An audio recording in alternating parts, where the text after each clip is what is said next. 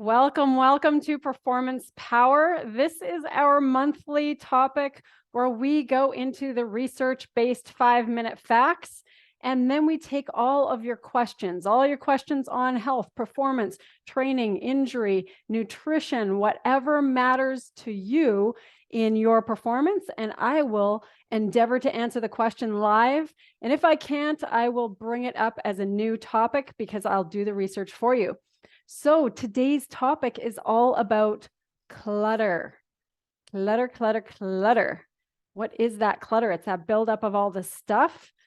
And because we as humans, we build up so much of the stuff, a lot of research has been done on it. So I'm going to bring this down into 5-minute facts and give you the facts on the research in 5 minutes. I usually don't make it under 5 minutes. I can say that right now, but we're going to try to do it. We're going to try to do the 5 minutes. So number one fact on clutter in our lives is we end up with increased stress levels. Ideally, we like to live in a home where we can de-stress, we can relax, we can rejuvenate. However, when we have a whole bunch of clutter, we find it hard to do that. In fact, one study found that women reported that more clutter in their homes increased their stress levels to that were very much higher than men. So their male counterparts didn't have as much cortisol with that clutter in the home, but the women did. The women had much greater levels of the stress hormone cortisol throughout the day compared to women who had less clutter. All right, that's fact number one. Fact number two, difficulty focusing. So if you've got a lot of clutter in your home, chances are it can be really distracting. So our brains can really only focus on a very limited amount at any given time. The stimuli that's coming in, we have to filter out other things. So if you're surrounded by clutter, when you're trying to work from home, then the clutter actually makes it harder to think clearly. So that's fact number two. All right. Fact number three has to do with procrastination. I don't think any of us as high performers want to be procrastinators. However, research shows that people with cluttered homes tend to procrastinate on important tasks. So, for instance, you might have to dig through stacks of paper in order to get to the bill that you want to pay. Or there may be so many piles of dirty clothes that you can't find what you want to wear. Now, even more important tasks, the clutter can be within our computers. Multiple computer files end up having us not take the action that we want to take right away because we become distracted by some of the clutter that's within our screen, within our workspace, within our home. So that's fact number three, is procrastination. These sound a little doom and gloom. I promise I always will bring you something positive that will give you a tool that can help you towards the end. All right. Number four, difficulty in relationships. Who would have thought? But when you think about it, you can see that difficulty in relationships can come for spouses, partners, even roommates. They end up arguing on whose is what to do, who has to do what. So ultimately, when the things are taking up too much space, it causes problems in relationships. It actually takes up space within the energy of the relationship. So it adds strain, especially if one partner finds the other person's clutter annoying to live with. The other factor that happens with relationships is that when a home is very cluttered, a lot of people feel almost shameful when inviting others over. So they won't invite other people over because they don't want to expose the clutter in their home. So it ends up having a greater challenge in the relationship. So that's fact number four. And fact number five, studies find that a cluttered environment impairs impulse control. So if there's a cluttered environment, we don't have as much control on impulses. It ends up coming from an out of control mindset. So it triggers the participants in these studies to engage in unhealthy eating behaviors. So the research suggests that it can be more difficult to control your impulses when you and your mental health, when your environment around you is stressful, cluttered or feels chaotic. So that's what this particular research study found. So I'm going to summarize those 5 and then give all of us a little hope and a couple of tools to help with this scenario. Increased stress levels, difficulty focusing, increased procrastination, difficulty in relationships, and challenge with impulse control. Those are the 5-minute facts on what clutter does to us. Now, ultimately, what I'm describing is a lower quality of life that clutter is causing. It leads to a nearly constant feeling of frustration as we all struggle completing our daily tasks or finding what we need or not getting distracted by all the other things. However, there's this little simple rule, and it's called the 20-20 rule, and it can be done so easy with anything around us. And this is the rule.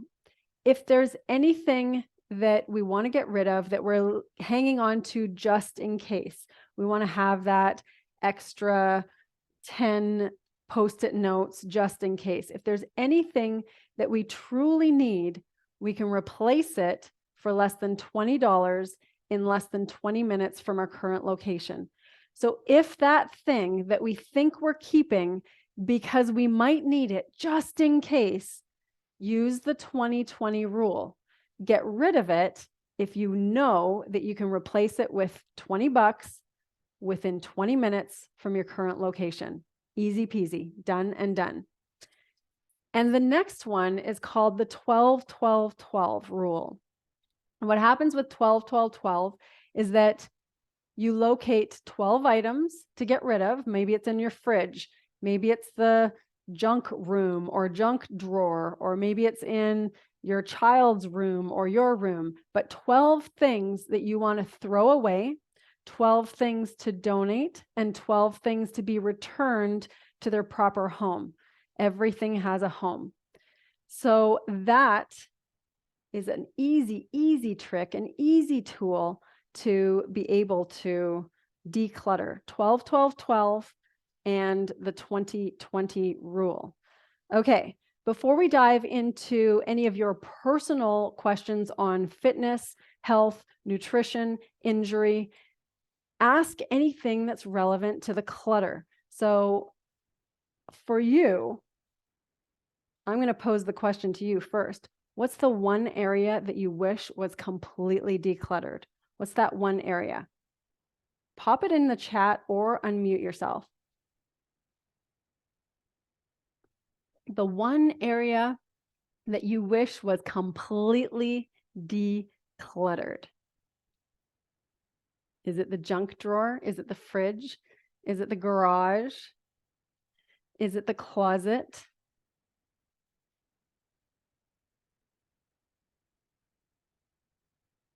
The hallway. The hallway. What goes in a hallway? Is it a front entryway? The hallway, as it has the most traffic and therefore has the most impact on mindset. Powerful. Okay, so the hallway, because it has the most traffic and impacts the mindset. Is this hallway leading into the home? Yes.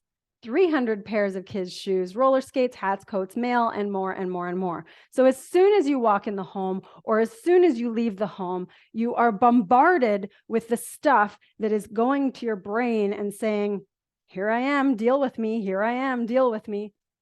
That's powerful. Okay. And Paul says that in general, because we moved last year, most areas are in a decent spot. And it's more that we need to stay on top of the clutter building. Yes. So right now we have unpacking to do from traveling. Exactly. And the entryway for the garage could use some work. Upstairs, downstairs, can't walk through the house without using it. The hall, closet as well. Okay. So this is where those 12-12-12 rules or the 20-20 rule will become very powerful. And chances are, it might just take 20 minutes of deciding whether those 300 pair of shoes still fit those small feet. And that might do a big wonder right there. Okay, any other questions on decluttering? If not, we're going to move on to injury, fitness, health, nutrition, any of the things that you want for your optimal performance. What do you got? Questions, bring them in. Otherwise, we go to questions that have been previously submitted. Okay, what was the 12, 12, 12 thing? The 12, 12, 12 for decluttering was get rid of 12 throwaways. So get rid of them, throw them in the garbage, completely get rid of them. 12 things to donate, and 12 to find their home, because chances are they don't have a home or they're not properly organized. So it's 12 things to actually throw away, 12 things to give away, and 12 things to designate a home where they can be optimally used. That's the 12, 12, 12. And the 20, 20 was 20 minutes from home. You can repurchase that very thing for less than $20. So don't keep the crap that you don't use. Get rid of it. All right. Okay, what are the other questions? Health, mindset, performance. What do you got? You got injuries, you have nutrition questions. What are the things that are burning for you personally that we can address right here and now that normally would be a hefty consulting price? What do you got?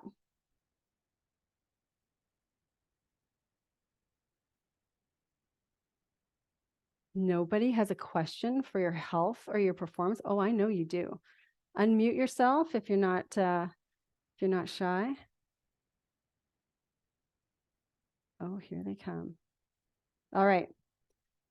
50% torn tendon, got braces, got exercises and a brace. What else? What tendon? Where on your body? Elbow tendon. How is it done? How is it torn? Don't know. Okay. So that could have been a long-term thing that was building up. That the easiest answer and the easiest thing for you to follow, and everyone can follow this, and the MRI says it's an old injury, so it's probably been torn over time, is using pain as your guide. And chances are in these scenarios, we tend to work through, it's like, oh, it just hurts a little bit, I'll keep going. It just hurts a little bit, I'll keep going. That is one of the scenarios that keep it inflamed and keep it aggravated and can actually cause greater problems like a greater tear or pulling from the bone, which ends up meaning you end up getting bone spurs. So that's the kind of thing that you can use pain as your guide.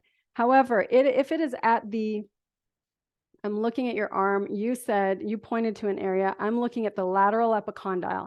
The lateral epicondyle is a common attachment spot for wrist extensors. So you have wrist extensors, they're doing this action.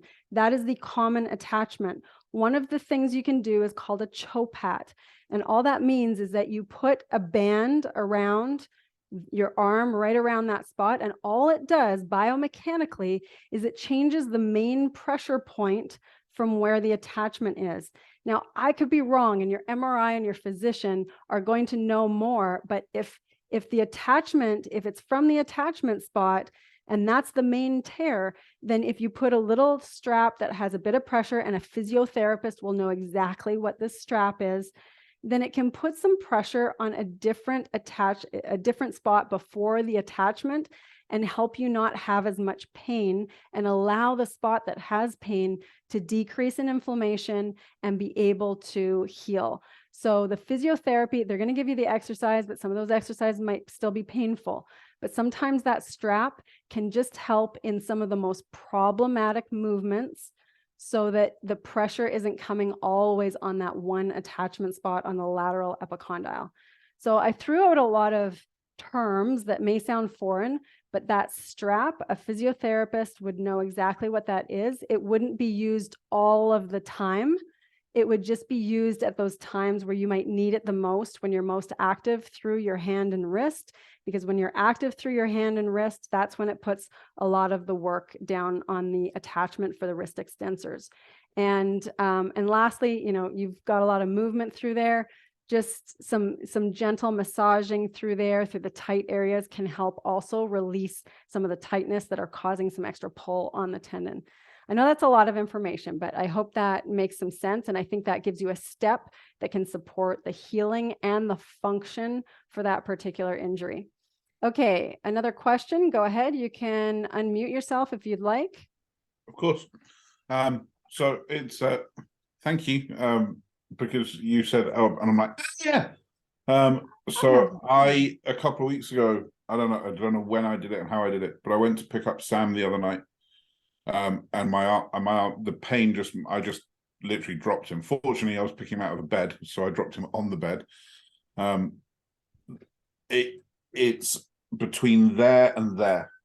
And Okay. I think it's my bicep, but the bit that's hurting, the bit that feels stiff is the tendons or the ligaments or the something actually below the elbow. But I think the bicep is the problem. It doesn't hurt when I'm like that. It doesn't hurt when I'm just like that. But if I was to try and drag a 1 kilo weight with my arm half flexed, it's agony. So there's this very specific movement with a muscle called the biceps brachii. And what it means is that when you're doing that bicep curl, but you're also doing what's called supinating, which means putting your palm up. When you were picking him up, was it bringing your palm up specifically? Yeah, he'd have been lying in my bed when I went to bed. I'd have reached down to do that to get him onto so I could take him to his bed. So it'd be exactly that. And it's Okay. I can actually feel it's from there to there. Yeah. After there, it's fine. It's that first Bit. 20% of it. I'm going to suggest there's two key muscles in that area with that elbow area. And one is biceps brachii and the other one's brachioradialis. And I would suggest that one of those two, likely biceps brachii, because it may have been just a subtle movement of supinating, which means putting the palm up while you're using your elbow and bicep curling while you're picking him up, that probably did a little wee strain in that movement. You might have been cold, he might have wiggled, just done a little unexpected movement. And unfortunately, as we are older than 35, then our tendons are not as pliable and stretchy as they used to be. So they end up being a little more likely to have a strain. So the thing you're going to do, if it's achy, ice it. But ultimately, that one, if it was an acute mechanism, by picking him up, you're just going to wait until it's calmer. You're going to travel. You're not going to see him for a bit. Next time you pick him up, by then, I would guess that it's probably going to be better by then. But in the meantime, those types of things, kids. Yeah, I can't currently carry a cup of tea. Yes. Okay. It's the no weight bearing if Yes. it's at all engaged. And typing, that kind of thing, opening a door, what else functional? That's fine. Yeah. It's literally as soon as there's any weight on that. Yeah. So your timeline, and this happened how long ago? I think it happened when I was last in the States, and then I became acutely aware of it when I picked up Sam last week. Okay. So it's been how long? How many weeks? 4. Okay. So, and is it getting better, staying same, better, worse? Staying the same. Staying the same. Okay. Usually that timeline and staying the same are two key clues that I use to go, okay, usually a soft tissue injury is going to be getting better, better, better over that kind of timeline. 4 weeks, you're going to notice that it's slightly better, more better, more better. And then you're going to feel like it's almost fully, completely healed. That's usually how a soft tissue injury acts. When it's lingering and feels about the same and very intense that way, that's where it can often be something like either a tendinous attachment, or it can be some of the connective tissue in between, because it's not healing as quickly. And tendons, ligaments, connective tissue don't have as much of a blood supply as muscle tissue. So if it's muscle tissue, it's usually a pretty clear, oh, there's some swelling. It gets better, better, better over time. It's got lots of blood flow. But when it's something like a tendon or a ligament or connective tissue, they don't have as much blood flow. So they usually linger a whole lot longer. So if it's still lingering in another 4 weeks, you travel for a bit, you're going to know if it's still exactly the same. That's when you would want to see, okay, is there something I'm missing? Was there some sort of little rupture somewhere or something that needs more attention? So if it's really sharp and just as bad in another couple weeks because you're about to travel, then that's where you've got to go, okay, get me an MRI. Let me see what else is going on and go into the painful process of the system. Perfect. Thank you. Yeah, no problem. Okay, let's take one or two more questions. Health, food, exercise, training. What do you got? Bring it, bring it. Okay, so here's a question. If you don't have a question right here. How many of you add sugar to your coffee? Sugar to your coffee. 2 no's, 1 yes. Okay, how many of you? I'm going to assume you're including tea in the question. Tea and coffee, yes. Okay, Then Elena yes. says no. All right, okay, this is good. This is good. How many of you add any sort of sweet or sweet thing after your lunch? So some sort of sweet thing after lunch. No, sometimes. Okay, we've got some sometimes. Rarely. Okay, how many of you add some sort of sweet thing after dinner? After dinner. So it could be a dessert, could be just a bite of a chocolate, could be something like that. Yeah, no, okay, rarely. How about sometime in the evening, some sort of sweet then? Sometimes. Or no? Okay. Okay, this is key. This is interesting. Okay, so how many of you avoid gluten? Okay, Elena's avoiding gluten. As of today, I'm avoiding gluten for as long as it takes to deal with an illness that I have. And it is far more challenging than I expected. Okay, how many of you limit the amount of nuts, seeds, or legumes? Anybody limit nuts, seeds, or legumes?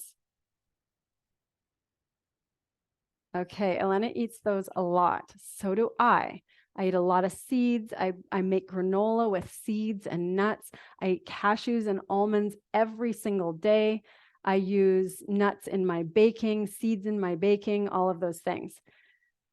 So on the type of plan that I have to follow for the type of autoimmune disease that I've been diagnosed with, I have to cut out all beans, all seeds, all nuts, all dairy, all eggs, all anything dairy, butter, you name it, all flour, all gluten, and grains.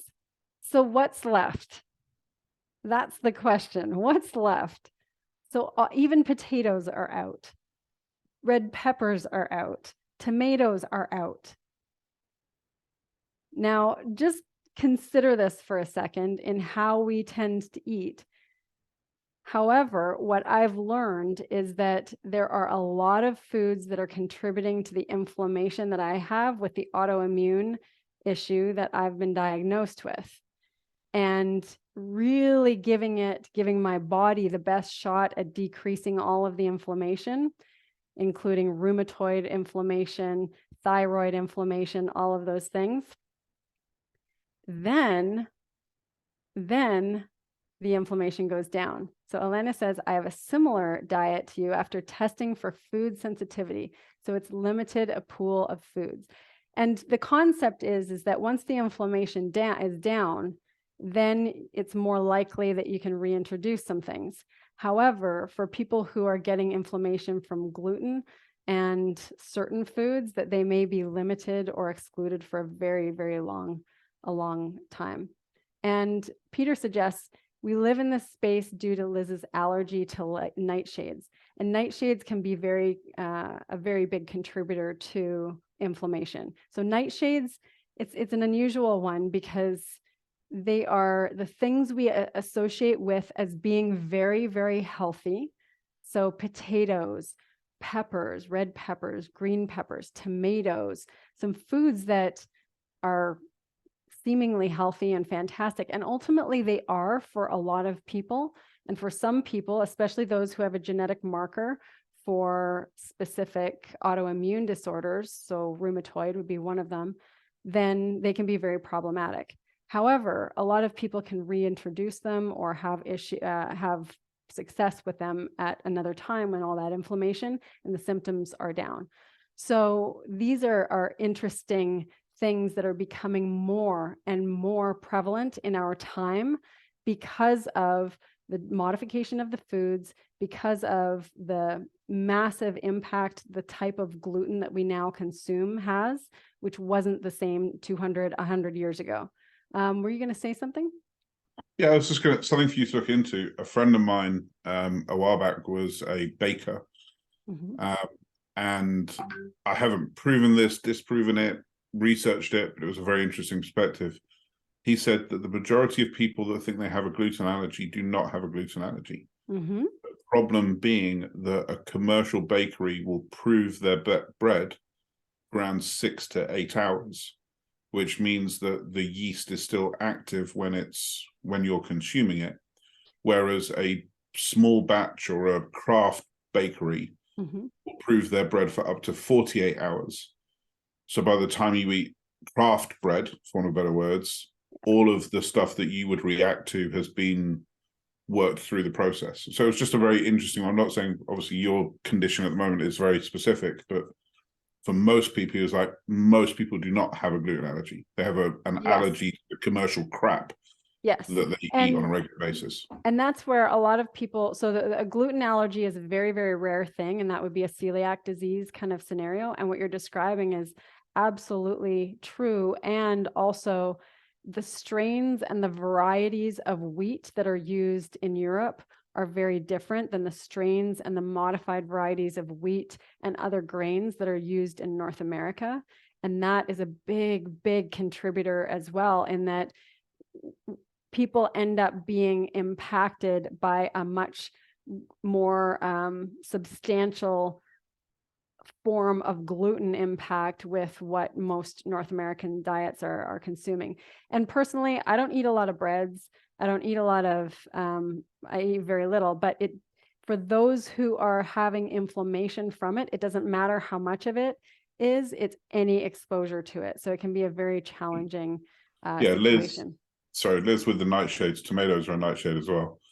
So seasoning powder in a burger, so literally a 3 grains of it is enough for one occasion for me to have to take us to the emergency room. Yes. And because it's not a stated recognized allergen like soy or peanuts, whatever, it can be anywhere. So it's just literally the smallest amount of it and your body goes, nah. It sneaks in everywhere. Yeah. So it can be just as detrimental as poison for many, many people. So that's really powerful. Okay, everyone. We're going to be very aware of all of our time. And I am very grateful for you for bringing your questions. Next month, we will have a new topic for our 5-minute facts. And bring in your questions. It can be on anything related to training, injury, all of the things. Although we work mostly with businesses and high performance leaders, we know that this side of health, wellness, it is so critical for performance. So keep performing your best, keep taking great care of yourselves, and have a beautiful rest of your day. Bye, everyone.